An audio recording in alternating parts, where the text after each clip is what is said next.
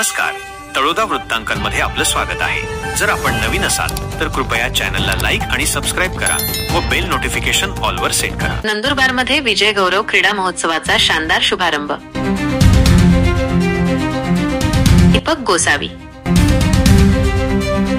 जिल्ह्याचे नेते आणि माजी आदिवासी विकास मंत्री आमदार डॉक्टर विजयकुमार गावित यांच्या वाढदिवसानिमित्त विजय गौरव क्रीडा महोत्सव समितीने आयोजित केलेल्या जिल्हास्तरीय बुद्धिबळ आणि व्हॉलीबॉल स्पर्धांचा माजी खासदार डॉक्टर हिना गावित आणि माजी जिल्हा परिषद अध्यक्षा डॉक्टर सुप्रिया गावित यांच्या हस्ते शानदार शुभारंभ झाला।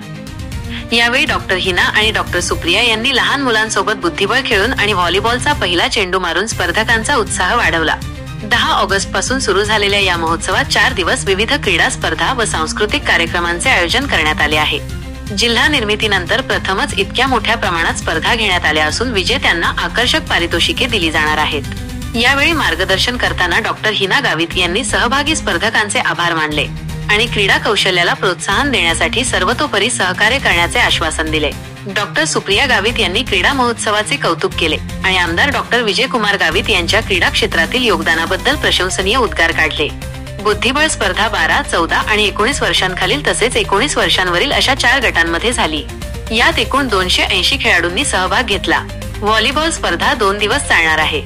ऑगस्ट 14 रोजी 18 वर्षांवरील गटासाठी मॅरेथॉन स्पर्धा आयोजित केली आहे। या कार्यक्रमाला शांताराम पाटील, दीपक पाटील, जितेंद्र पाटील, युवराज पाटील, ईश्वर धामणे यांच्यासह अनेक मान्यवर उपस्थित होते।